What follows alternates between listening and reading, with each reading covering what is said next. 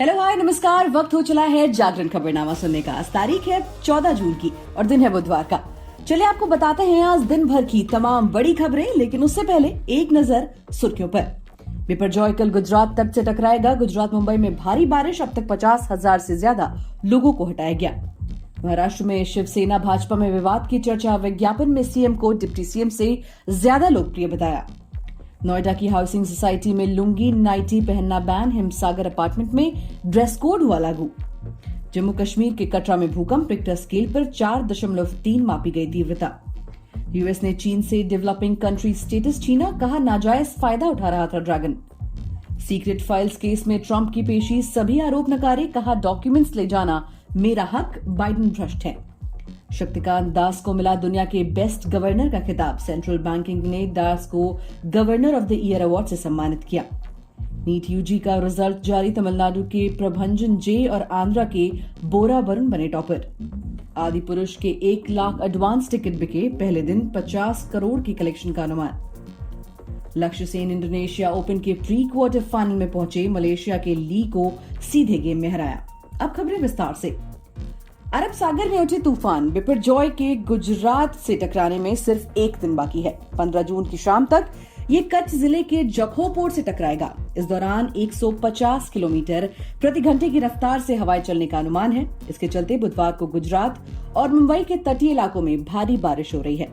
तेज हवाओं और ऊंची लहरों के चलते अब तक 9 लोगों की मौत की खबर है। आईएमडी ने रेड अलर्ट जारी कर दिया है। वहीं गुजरात सरकार ने कच्छ सौराष्ट्र में समुद्र तट से 10 किलोमीटर की सीमा में 7 जिलों से 50,000 से ज्यादा लोगों को निकालकर शेल्टर होम में भेजा है। इलाके में एनडीआरएफ की 18 टीमें तैनात हैं। इधर गृह मंत्री अमित शाह ने अपना तेलंगाना दौरा रद्द कर दिया है। तेलंगाना भाजपा अध्यक्ष बंदी संजय ने बताया कि महाराष्ट्र, गुजरात और राजस्थान में तूफान को देखते हुए 15 जून को खम्मम में केंद्रीय गृह मंत्री अमित शाह की प्रस्तावित रैली स्थगित कर दी गई है। वहीं महाराष्ट्र में अगले साल विधानसभा चुनाव से पहले भाजपा और शिवसेना शिंदे गुट में एक विज्ञापन को लेकर विवाद बढ़ गया। दरअसल शिंदे गुट की शिवसेना ने मंगलवार को अखबारों में एक विज्ञापन छपवाया, जिसमें सीएम एकनाथ शिंदे को डिप्टी सीएम देवेंद्र फडणवीस से ज्यादा लोकप्रिय बताया गया। इस विज्ञापन के बाद भाजपा की नाराजगी की बात सामने आई। चर्चा इस बात की भी है कि सीएम शिंदे और डिप्टी सीएम फडणवीस ने एक दूसरे के प्रोग्राम से दूरी बना ली है।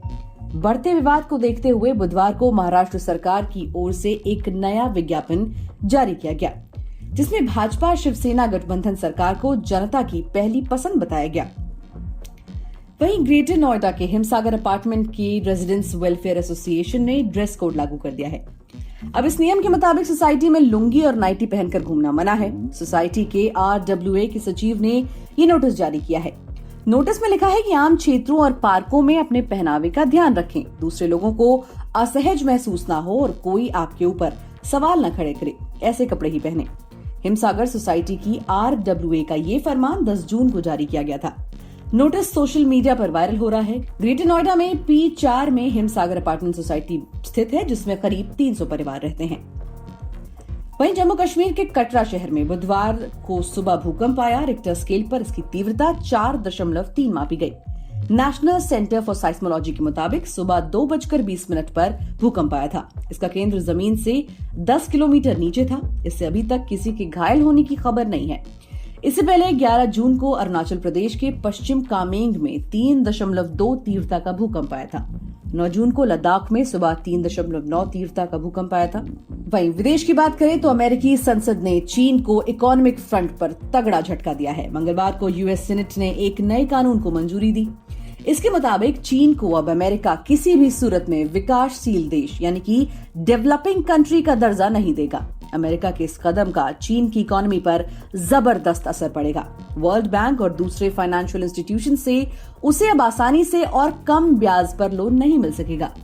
चीन डेवलपिंग कंट्री स्टेटस की वजह से खुद तो आसान और सस्ता कर्ज लेता ही था, लेकिन गरीब देशों को कठोर शर्तों पर लोन देकर उन्हें कर्ज के जाल में भी फंसा लेता था।